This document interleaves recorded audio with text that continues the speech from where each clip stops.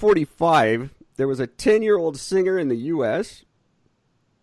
who entered a talent show, and he did horribly and came in 5th.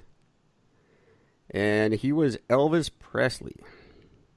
Oh, how about that? So he was a shitty singer when he was 10. Maybe Apparently. it's because he was singing black music and the racist white judges didn't appreciate it. Oh, come on. It wasn't 2020. It was back when people were level-headed.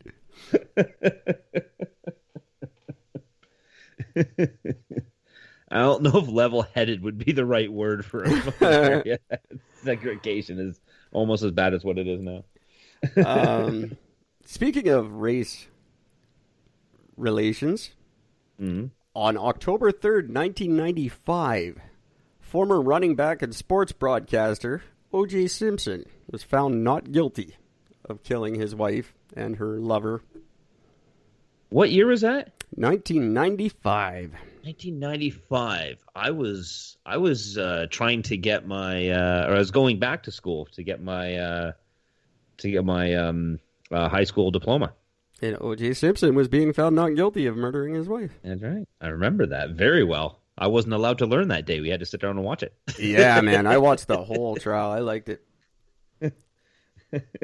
If the glove does not fit, you must acquit. That worked. That shit worked. It certainly did. No denying that. That's worked all it flawlessly. took. The trial was won right there. Unbelievable. Fucking real. What else do I have on this list? Because I thought they were really fun. I got some Canadian specific ones that I'll save for a minute because they're really exciting. Cool. But a notable birthday, I wrote this down just for you. Stevie Ray Vaughan. Oh, his birthday's today. Birthday today. Oh, very nice. Happy belated birthday. Well, happy birthday. It's not even belated yet. Now where were the... Oh, on this day, here's a couple that I thought were really, really cool. In 1613, the first English child was born in Canada. Oh, wow. Right? Did they have his name? I didn't look. It was in Newfoundland, so it's probably mixed something. Oh. And weird and not understandable.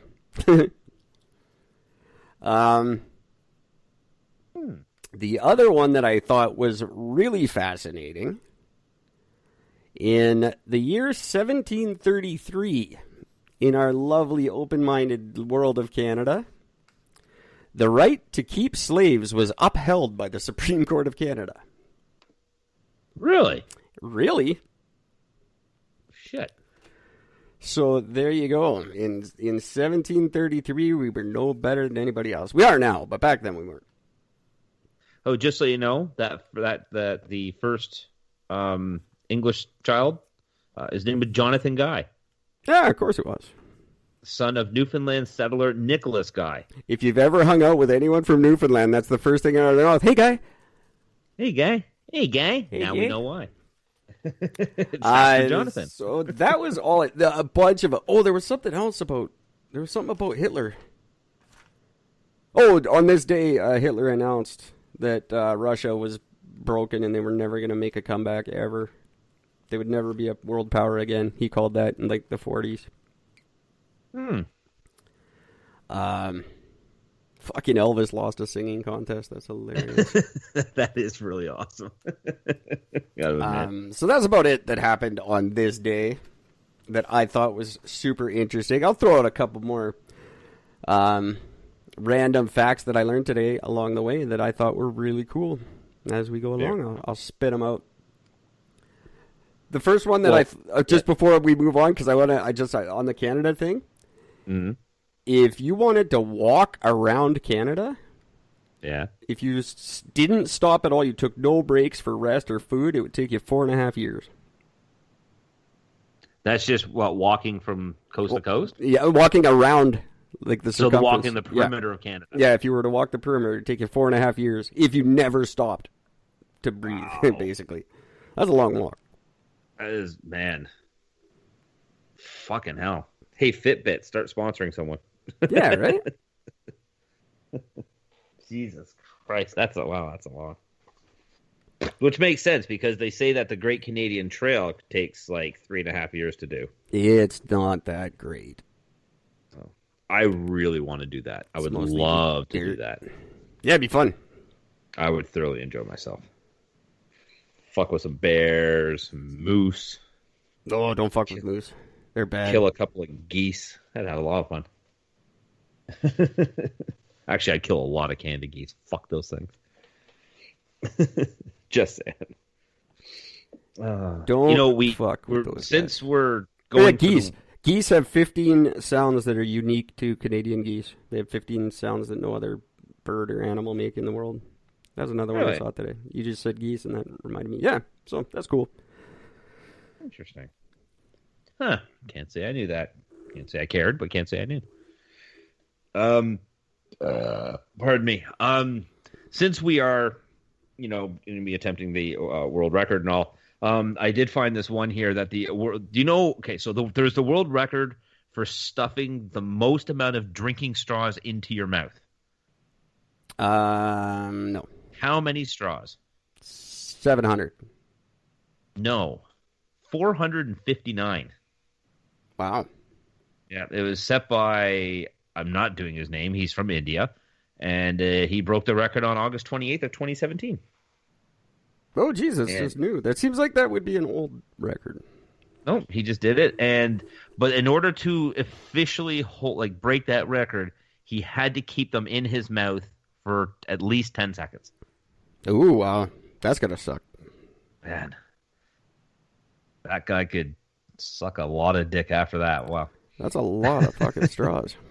I mean, if some random dude from India, you think that like Mick Jagger or Steven Tyler would be able to, slam the shit out of that record. They got big mouths. Well, that shit can unhinge pretty far. Yeah, I don't know. Maybe. That's not one I would think it would even be a record. I don't know exactly why it is.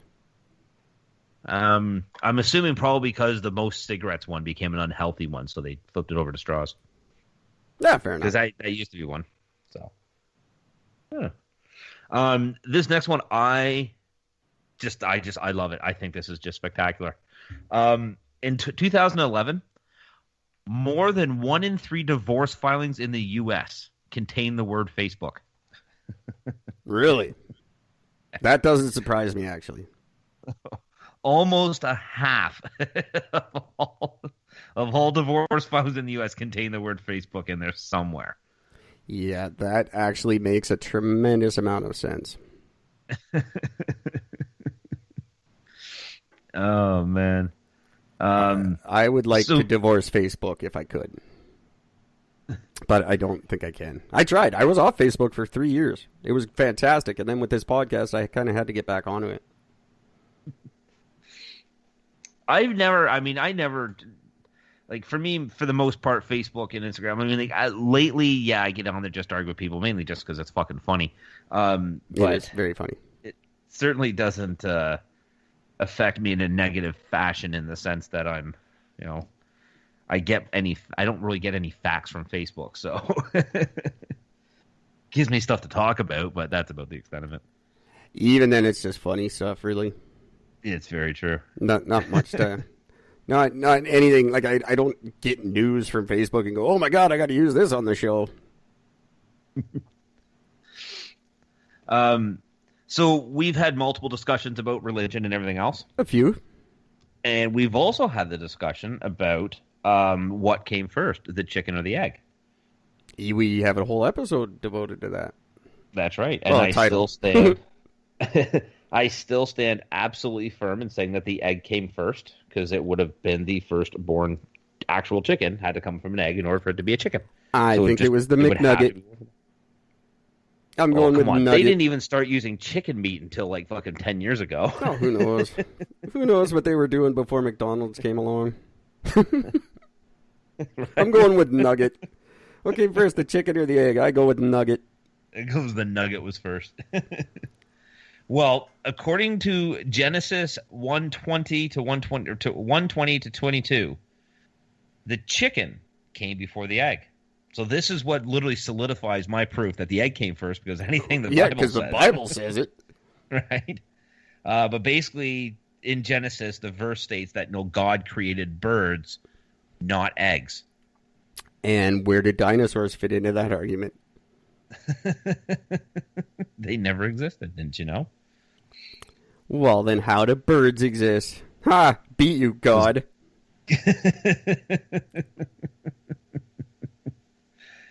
Yeah, you got me on that one. Not you. Not you. God. God. I'm not worried about you.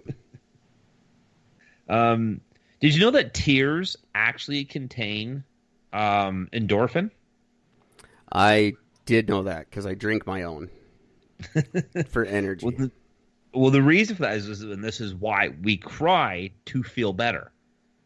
That's why we let those tears out. So, like, as you cry, that reduces a pain that you're going through or whatever it is, and it helps reduce it, and it does slightly improve your mood once you get the tears all out of you. Huh. There you go. So, everyone, when I make you cry, you should be thanking me.